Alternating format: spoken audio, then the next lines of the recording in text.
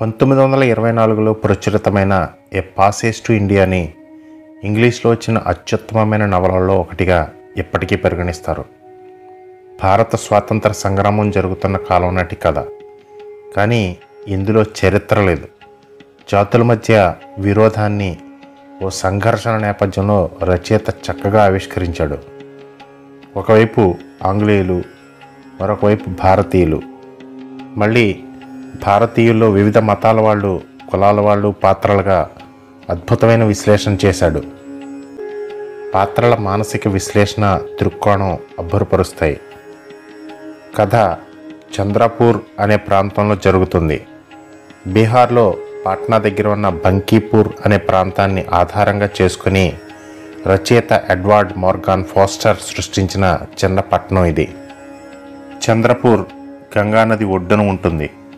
అయినప్పటికీ జనాలు నదిలో దిగి స్నానం చేయటానికి ఒక్క స్నానఘట్టం కూడా ఉండదు. ఒడ్డు పొడవున నదిని కప్పేస్తూ నిర్మించిన ఇరుకు బజార్లు, అవి వేసే చెత్త చెదారం నదిని అపవిత్రంగా మార్చేశాయి.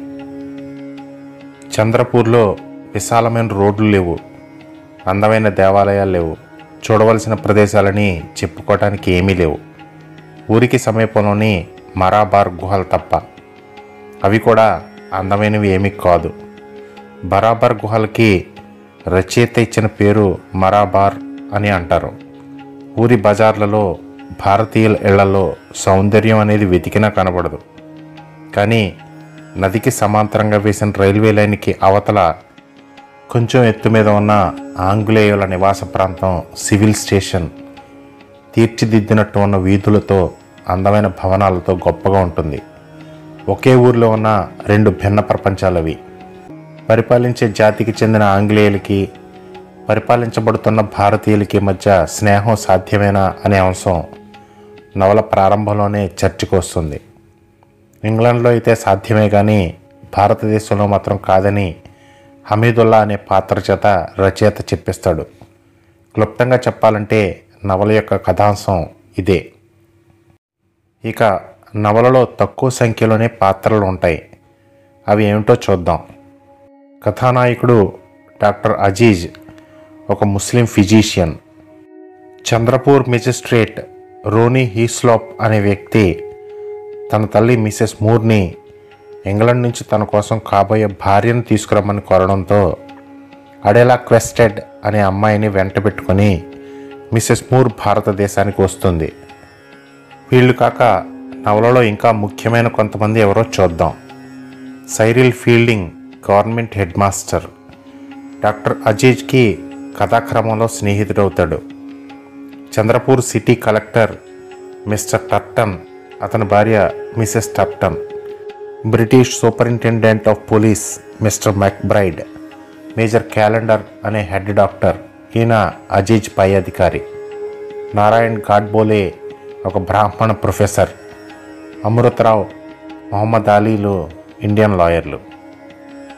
నవల ప్రారంభంలో స్నేహితులతో కలిసి డిన్నర్ పార్టీలో అజీజ్ ఆనందంగా గడుపుతూ ఉంటాడు. ఆంగ్లేయ అధికారుల గురించి, వాళ్ళ భార్యల గురించి ప్రస్తావన వస్తుంది. మధ్య భారతదేశంలో ఒక కాలువ తవ్వుతున్న ప్రాజెక్టు విషయమై కలెక్టర్ టర్టన్ భార్యకి ఒక రాజుగారు బంగారంతో చేసిన కుట్టు మిషన్ లంచం పెడతాడు. కాలువ వాళ్ళ రాష్ట్రం గుండా పోయేలా ఏర్పాటు చేయమని ఆయన విజ్ఞప్తి. పాపం ఆ విజ్ఞప్తిని టర్టన్ నెరవేర్చలేదు. దీని గురించి అజీజ్ తన స్నేహితులతో అంటాడు, మన నల్లవాళ్ళం పిచ్చోళ్ళలా లంచం తీసుకున్న పని పూర్తి చేసి చట్టానికి దొరుకుతాం. కానీ తెల్లవాళ్ళు మహా తెలివైన వాళ్ళు, ఏ పని కోసం లంచం పడతారో దానిని చెయ్యరు. కాబట్టి చట్టానికి దొరికే అవకాశమే లేదు అని. అప్పుడే తన పై అధికారి మేజర్ క్యాలెండర్ దగ్గర నుంచి పిలుపు వస్తుంది. తన అధికారాన్ని చూపించడానికి కావాలని పిలిచి చక్కని సాయంత్రాన్ని పాడు చేస్తాడని అజీజ్ క్యాలెండర్ని తిట్టుకుంటాడు. అదే సమయానికి యూరోపియన్ క్లబ్లో పార్టీ జరుగుతూ ఉంటుంది. నర్సుగా పనిచేసిన ఒక దొరసాని భారతీయులను చూస్తే తనకి ఒంటి మీద తేళ్ళు జర్లు పాకినట్టు ఉంటుంది అంటుంది. స్థానిక రోగుల విషయంలో అత్యంత దయగల పని ఏమిటంటే వాళ్ళ చావు వాళ్ళని చావనివ్వడమే అని కూడా నొక్కి ఒక్కాణిస్తుంది. తెల్లవాళ్ళకి భారతీయులంటే చులకన భావం, భారతీయులకి ఆంగ్లేయులంటే కోపంతో కూడిన ఏహ్యత నవలలో కనిపిస్తుంది. పైకి స్నేహపాత్రంగా కనిపిస్తున్న హిందూ ముస్లింల మధ్య వైరుధ్యాలు ఉంటాయి. కుల ప్రాతిపదికన మనుషులను తక్కువగా చూడటం ఉంది. భారతీయ సమాజంలో ఉన్న సంక్లిష్టతని రచయిత బాగా పట్టుకోగలిగాడు. మిసెస్ మూర్కి డాక్టర్ అజీజ్తో యాదృచ్ఛికంగా పరిచయం ఏర్పడుతుంది. క్లబ్లో జరుగుతున్న పార్టీ నుంచి ఉక్కబోత నుంచి బయటపడి వెన్నెల రాత్రిలో మిసెస్ మూర్ దగ్గరలో ఉన్న మసీదులోకి వెళుతుంది. అప్పటికే అక్కడ ఉన్న అజీజ్ ఆమెను చూస్తాడు. ఇటువంటి పవిత్రమైన ప్రదేశానికి చెప్పులతో వచ్చారా అని కోపంగా ఆమెను ప్రశ్నిస్తాడు. కానీ చెప్పులు బయట విడిచి వచ్చానని మిసెస్ మూర్ చెబుతుంది. తన తొందరపాటుకి నొచ్చుకుంటాడు. వారిద్దరి మధ్య కొంత స్నేహపూరిత సంభాషణ జరుగుతుంది. తర్వాత కొన్ని రోజులకి ప్రభుత్వ పాఠశాల హెడ్ మాస్టర్ ఫీల్డింగ్ మిసెస్ మూర్ని, అడెలా క్వెస్టెడ్ని తన ఇంటికి ఆహ్వానిస్తాడు. అప్పుడు మూర్ అజీజ్ని కూడా టీకి పిలవమని ఫీల్డింగ్ని కోరుతుంది. డాక్టర్ అజీజ్ని ఎందుకు అంటే ఇంగ్లీష్ ఆడవాళ్ళిద్దరికీ భారతీయులతో స్నేహం చేసి నిజమైన భారతదేశం గురించి తెలుసుకోవాలనే కోరిక ఉంది. మిసెస్ మూర్ అంతకు కొంతకాలం ముందు మసీదులో డాక్టర్ అజీజ్తో మాట్లాడిన పరిచయాన్ని పురస్కరించుకొని అతను కూడా పిలవమని కోరింది. ఈ సందర్భంగా అజీజ్కి ఫీల్డింగ్తో స్నేహం మొదలవుతుంది. టీకి గాడ్బోలే కూడా వస్తాడు. అజీజ్ మాటల సందర్భంలో వాళ్ళందరినీ మరాబార్ గుహల దగ్గరికి పిక్నిక్కి తీసుకువెళ్తానని వాగ్దానం చేస్తాడు. అజీజ్ పిక్నిక్కి ఏర్పాట్లు చేస్తాడు. మరాబార్ గుహల దగ్గరికి వెళ్లే వాళ్ళలో మిసెస్ మూర్, అడెలా క్వెస్టెడ్, ఫీల్డింగ్లు ఆంగ్లేయులు, ప్రొఫెసర్ గాడ్బోలే హిందూ, మిగిలిన వాళ్ళు ముస్లింలు. ఒక్కొక్కరిది ఒక్కో సంస్కృతి. వీళ్ళకి భోజన ఏర్పాట్లు చేయడం అజీజ్కి కొంత ఆందోళన కలిగిస్తుంది. తెల్లవాళ్ల కోసం స్పూన్లు, నైఫ్లు లాంటి కట్లరీని మొహమ్మద్ అలీ నుంచి అరువు తీసుకొస్తాడు. వాళ్ళకి బహుశా మందు పుచ్చుకునే అలవాటు ఉండవచ్చు. ప్రొఫెసర్ గాడ్బోలేకి కొన్నింటి విషయంలో పట్టింపులు ఉన్నాయి, కొన్నింటిని పెద్దగా పట్టించుకోడు. టీ, స్వీట్లు లాంటివి ఎవరు చేసినా తింటాడు. అన్నం కూరలు మాత్రం బ్రాహ్మణుడే వండాలి. మాంసం తినడు. కనీసం కేకుల్ని కూడా రుచి చూడడు. వాటిలో గుడ్లు కలుస్తాయి కనుక. గొడ్డు మాంసం ఎవరు తిన్నా సహించటం. కానీ అతని ఉద్దేశంలో తాను తప్ప మరెవరైనా మేక మాంసం కానీ పంది మాంసం కానీ తినవచ్చు. ఇక అజీజ్ విషయానికి వస్తే జనాలు పంది మాంసం తినడం విషయంలో అభ్యంతరాలు ఉన్నాయి. నవలలో చాలా చోట్ల ఇటువంటి క్రాస్ కల్చరల్ విషయాల ప్రస్తావన ఉంటుంది. పిక్నిక్కి వెళ్ళే రోజు రానే వచ్చింది. గాడ్బోలే, ఫీల్డింగ్లు ట్రైన్ మిస్ అవుతారు. పిక్నిక్ స్పాట్ దగ్గర మరాబార్ గుహలు అన్నీ ఒకేలా ఉంటాయి. 5 అడుగుల ఎత్తు ఉన్న సొరంగం సుమారు 8 అడుగుల లోపలికి ఉంటుంది. సొరంగం చివర 20 అడుగుల వ్యాసంతో వర్తులాకారపు గుహ ఉంటుంది. మొదటి గుహ ఎలా ఉంటుందో మిగిలినవన్నీ ఇంచుమించు అలాగే ఉంటాయి. రాతి మీద చిక్కుడు కానీ, గుహల దగ్గర పట్టిన తేనెపట్లు కానీ, గబ్బిలాలు కానీ అన్నీ ఒకేలా అనిపిస్తాయి. ఎవరైనా వాటిని చూసి వచ్చిన తర్వాత నచ్చాయా లేదా అని చెప్పడం కష్టం. మరాబార్ గుహల యొక్క ప్రత్యేకత ఏమిటంటే ప్రతిధ్వని. గుహలో ఏ చప్పుడు చేసినా, ఏ మాట మాట్లాడినా అది గోడలను తాకి భౌం అనే పెద్ద శబ్దంగా మారి మళ్ళీ మళ్ళీ తరంగితమవుతుంది. ఇటువంటి ప్రతిధ్వనికే మిసెస్ మూర్కి మూర్ఛ వచ్చినంత పనే మొదటి గుహలోకి వెళ్ళి వచ్చిన తర్వాత మిగిలిన వాటికి వెళ్ళడానికి నిరాకరిస్తుంది. ఒక స్థానిక గైడ్ సాయంతో కేవలం అజీజ్ క్వెస్టెడ్లు మాత్రమే మిగిలిన గుహలు చూడటానికి వెళ్తారు. మార్గమధ్యంలో క్వెస్టెడ్ అజీజ్ని మీకు పెళ్ళయిందా అని అడుగుతుంది. అజీజ్ అవునని చెప్తాడు. క్వెస్టెడ్కి ముసల్మాన్లలో ఉన్న బహుభార్యత్వం గురించి తెలుసు. ఆ దృష్టితోనే ఎంతమందిని చేసుకున్నారు అంటుంది. నిజానికి అజీజ్కి ఒకేసారి పెళ్ళవుతుంది. వారికి 2 పిల్లలు కలిగిన తర్వాత భార్య మరణిస్తుంది. ఆమె అంటే ప్రేమతో మరొక వివాహం చేసుకోడు. ఈ నేపథ్యంలో క్వెస్టెడ్ అడిగిన ప్రశ్న అతన్ని కొంచెం నొచ్చుకునేలా చేస్తుంది. తను నొచ్చుకున్న విషయం క్వెస్టెడ్ దగ్గర వ్యక్తం చేయకుండా ఆమె నుంచి కొంచెం దూరం వెళ్ళి ఓ సిగరెట్ కాలుస్తూ సాధారణ స్థితికి రావడానికి ప్రయత్నిస్తాడు. అంతలోనే క్వెస్టెడ్ గైడ్ని కూడా విడిచిపెట్టి ఏదో ఒక గుహలోకి వెళ్ళిపోతుంది. దేనిలోకి వెళ్ళిందో గైడ్ కూడా గమనించడు. ఆమెని ఒంటరిగా విడిచిపెట్టినందుకు అజీజ్ కోపంగా గైడ్ని కొట్టడంతో వాడు అక్కడి నుంచి పారిపోతాడు.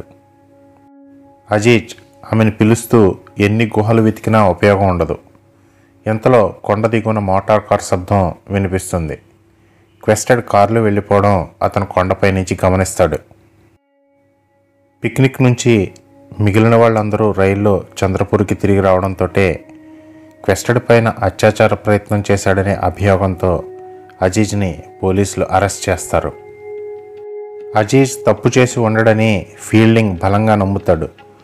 ఆంగ్లేయుల్లో అతనొక్కడే అజీజ్ పక్షం. అజీజ్ తరపున కోర్టులో వాదించడానికి హమీదుల్లాతో పాటు అమృతరావు అనే హిందూ వకీల్ని కూడా ఏర్పాటు చేసుకుంటారు. తీర్పు చెప్పబోయే జడ్జ్ దాస్ అనే భారతీయుడు. అజీజ్ కేసు కోర్టుకు వస్తుంది. జనంతో కిక్కిరిసిన కోర్టు హాల్లో వాదోపవాదాలు జరుగుతాయి. అజీజ్ నిరపరాధి అని సాక్ష్యం చెప్పగలిగిన వ్యక్తి మిసెస్ మూర్ మాత్రమే. ఆమెని అప్పటికే ఇంగ్లాండ్ వెళ్ళే షిప్ ఎక్కించేస్తారు. ఆమె ఇంగ్లాండ్ వెళ్తూ మార్గమధ్యంలో షిప్లోనే చనిపోతుంది. చిట్ట చివరికి అడెలా క్వెస్టెడ్ని ఆమె కేసు రిజిస్టర్ చేసిన మెక్బ్రైడ్ ప్రశ్నిస్తూ సంఘటన జరిగిన గుహలోకి ఆమె వెంట అజీజ్ కూడా వెళ్ళాడా అని అడుగుతాడు. జరిగిన విషయాలన్నీ ఆమె స్మృతి పదంలో మెదులుతూ ఉంటాయి. అడెలాకి తాను గుహలోకి వెళ్ళడం కనిపిస్తూ ఉంది. వెనకే అజీజ్ వచ్చాడా అని మెక్బ్రైడ్ అడుగుతున్నాడు. అజీజ్ వెనక రావడం గురించిన జ్ఞాపకం కోసం వెతుక్కుంటుంది. కానీ అతను ఆమె చుట్టుపట్ల ఎక్కడా ఉన్నట్టు గుర్తుకు రావడం లేదు. కొంత సమయం తీసుకొని తాను పొరపాటు పడ్డానని, అజీజ్ తన వెనక గుహలోకి రాలేదని చెబుతుంది. కేసు దూది పింజలా తేలిపోతుంది. అజీజ్ నిరపరాధి అని జడ్జి తీర్పు చెప్పాడు. చివరి నిమిషంలో అంతా తల్లక్రిందులు చేసిన అడేలాని విడిచిపెట్టి ఆంగ్లేయులు అందరూ వెళ్ళిపోతారు. తప్పనిసరి పరిస్థితుల్లో ఫీల్డింగ్ ఆమెను తన ఇంటికి తీసుకుని వెళ్తాడు. అజీజ్కి అడేలా క్వెస్టెడ్ అంటే కోపం. హమీదుల్లా లాంటి స్నేహితుల చెప్పుడు మాటలు విని ఫీల్డింగ్కి అడేలాతో సంబంధం ఉందని అనుమానిస్తాడు. అడేలా మంచితనం గురించి ఫీల్డింగ్ చెప్పడానికి ప్రయత్నించిన వినడు. ఆమె ఇంగ్లాండ్ వెళ్ళిపోతుంది. తరువాత కొంతకాలానికి ఫీల్డింగ్ కూడా దేశం విడిచి వెళ్ళిపోతాడు. అజీజ్ చంద్రపూర్కి చాలా దూరంలో ఉన్న మౌ అనే హిందూ రాజ్యానికి వెళ్ళి రాజుగారికి వ్యక్తిగత వైద్యుడిగా ఉంటాడు. అప్పటికే అక్కడ విద్యాశాఖలో ఉన్న గాడ్బోలే వల్ల అజీజ్కి ఆ ఉద్యోగం వస్తుంది. నవల చివరి భాగంలో ఫీల్డింగ్ మళ్ళీ ఇండియాకి మౌ ప్రాంతానికి పాఠశాలల తనిఖీ అధికారి హోదాలో వస్తాడు. అజీజ్ ఫీల్డింగ్లు కలుస్తారు. ఫీల్డింగ్ పెళ్లి చేసుకున్నాడని తెలుస్తుంది. క్వెస్టెడ్నే అయి ఉంటుందని అజీజ్ అనుకుంటాడు. కానీ అది నిజం కాదు. ఫీల్డింగ్ పెళ్లి చేసుకున్న వ్యక్తి మిసెస్ మూర్ కూతురు స్టెల్లా, చంద్రపూర్ మెజిస్ట్రేట్ రోనీ హీస్లాప్కి సవితి సోదరి.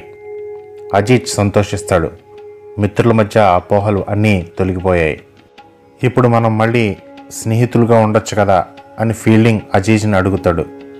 కానీ నింగి నెల ఇప్పుడు కాదు, ఇక్కడ కాదు అన్నట్టు అనిపిస్తాయి. ఈఎం ఫాస్టర్ 1879లో లండన్లో జన్మించాడు. 1970 వరకు జీవించాడు. 12 సంవత్సరాల వయసులోనే కేంబ్రిడ్జ్ నుంచి వచ్చే ది ఇండిపెండెంట్ రివ్యూ అనే న్యూస్ పేపర్కి ఆర్టికల్స్ రాయడం మొదలుపెట్టాడు. క్రమంగా చిన్న కథలు, ఆ తర్వాత నవలలు రాశాడు. Where Angels Fear to Tread, The Longest Journey, A Room with a View, Howards End లాంటి నవలలు రాసిన ఎ ప్యాసేజ్ టు ఇండియానే ఫాస్టర్ యొక్క అత్యుత్తమమైన నవల. ఈ నవల తర్వాత ఫాస్టర్ మరి ఏ నవల రాయలేదు. భారతీయుల దృక్పథాన్ని తన పుస్తకంలో అంత బాగా రాయడానికి కారణం ఫాస్టర్ 2 సార్లు భారతదేశానికి రావడమే. పాట్నా దగ్గర ఉన్న బరాబర్ గుహలను కూడా సందర్శించాడట. అందుకే వాటిని మరాబార్ గుహలుగా నవలలో చూపించాడు. 1984లో నవల సినిమాగా వచ్చింది. నవల వచ్చిన 60 సంవత్సరాలకి కానీ సినిమా రాలేదు. దానికి కారణం ఎంతమంది రచయితలు సంప్రదించినా బ్రిటిషర్స్ అండ్ ఇండియన్స్ మధ్య సరైన బ్యాలెన్స్ చేస్తూ ఎటువైపు పక్షపాత వైఖరి చూపించకుండా ఎవరూ సినిమా తీయలేరు అనే ఉద్దేశంతో ఈఎం ఫాస్టర్ అంగీకరించలేదట. చివరికి 1960లో శాంతారామారావు అనే ఆయన ఈ నవలని నాటకంగా ప్రదర్శించడంతో ఇంచుమించు అదే స్క్రీన్ ప్లే ఆధారంగా డేవిడ్ లీన్ సినిమా తీశాడు. మిసెస్ మూర్ పాత్రలో నటించిన పెగ్గీ ఆష్క్రాఫ్ట్ అనే నటికి ఆస్కార్ అవార్డు వచ్చింది. సినిమాని మైసూరు పరిసర ప్రాంతాల్లో చిత్రీకరించారు. నవల నుంచి పెద్దగా డీవియేషన్ లేకుండా సినిమా కూడా చాలా బాగుంటుంది. ఏ పాసేజ్ టు ఇండియాలో పెద్ద క్వశ్చన్ ఏంటంటే గుహలో ఏం జరిగింది అనేది. సినిమాలో ఓ సన్నివేశం ఈ కన్ఫ్యూజన్ని కొంతవరకు క్లియర్ చేసేలా ఉంటుంది. అడేలా పాత్ర ఒక పురాతన దేవాలయం మీద ఉన్న బొమ్మల్ని చూస్తుంది. ఖజర్హో దేవాలయం మీదలోలాగా అవి శృంగార భంగిమల్లో ఉంటాయి. కొంతమంది ఎలా ఇంటర్ప్రెట్ చేస్తారంటే అడేలా అజీజ్ యొక్క సాన్నిహిత్యం కోరుకుందని, అందుకే గుహల దగ్గర అతని పెళ్లి గురించి ప్రస్తావన చేసిందని అంటారు. అదే ఆలోచనతో గుహలోకి వెళ్ళిన ఆమె ఏదో విషయం గురించి షాక్కి గురై దానిని అజీజ్ తనపైన చేసిన సెక్సువల్ అసాల్ట్ అని భ్రమపడి ఉంటుందని విశ్లేషిస్తారు. నవలలో సాధారణ పాఠకులకి అందని ఇంకొక విషయం ప్రొఫెసర్ నారాయణ్ గాడ్బోలే పాత్ర. హిందూ ఫిలాసఫీకి చెందిన లోతైన తాత్వికత, ఆత్మజ్ఞానం, పునర్జన్మ సిద్ధాంతం, డిటాచ్మెంట్లు అతని క్యారెక్టర్లో ఉన్నాయి అంటారు. నవల 3వ భాగంలో శ్రీకృష్ణ జన్మాష్టమి సంబరాల్లో గాడ్బోలే భజన పాట, జనాల కోలాహలం, రిచువల్స్ టిపికల్ యూరోపియన్ పెర్స్పెక్టివ్లో రచయిత నెరేట్ చేస్తాడు. నవలని మాస్క్, కేవ్స్, టెంపుల్ అనే 3 భాగాలుగా విభజించడంలో కథని కాన్ఫ్లిక్ట్ నుంచి కన్ఫ్యూజన్ మీదుగా కామ్నెస్కి తీసుకువెళ్ళాడని అనుకుంటాను. బహుశా టిఎస్ ఇలియట్ రాసిన ద వేస్ట్ ల్యాండ్ పోయం ప్రభావం ఈ నవల మీద ఉందేమోనని నా పర్సనల్ ఒపీనియన్. ఎందుకంటే ద వేస్ట్ ల్యాండ్ 1922లో వస్తే ఏ ప్యాసేజ్ టు ఇండియా 1924లో వచ్చింది. ఇలియట్ తన పోయంలో ఎల్యూజన్ అనే సాహితీ ప్రక్రియని యూజ్ చేశాడు. ఈ నవలలో కూడా ఈఎం ఫాస్టర్ నరేషన్లో ఎన్నో హింట్స్ని వాడాడు. వాటిని డీకోడ్ చేసుకుంటూ చదివితే ఏ ప్యాసేజ్ టు ఇండియా యొక్క గొప్పతనం ఇంకాస్త బాగా అర్థమవుతుందని అనుకుంటాను. ఈఎం ఫాస్టర్ 1924 సంవత్సరంలో మాస్టర్ పీస్ అనదగిన తన నవల ఏ పాసేజ్ టు ఇండియా రాసిన తర్వాత 1970వ సంవత్సరంలో తను మరణించే వరకు, అంటే 46 సంవత్సరాల పాటు మరే నవల రాయకపోవటానికి క్రిటిక్స్కి అందని కారణం ఏదైనా ఉండుండవచ్చు. నాకు బాగా నచ్చిన నవలల్లో ఇదొకటి. సినిమా కూడా అంతే బాగా నచ్చింది. యూట్యూబ్లో సినిమా అందుబాటులో ఉంది, కావాలంటే మీరు చూడొచ్చు. నాకు తెలుసున్నంత వరకు ఏ పాసేజ్ టు ఇండియా నవలకి తెలుగులో ప్లాట్ సమ్మరీ అనాలిసిస్ ఇప్పటివరకు రాలేదు. ఇదే మొదటిది అనుకుంటున్నాను. మీకు నచ్చుతుందని భావిస్తున్నాను. Thank you very much.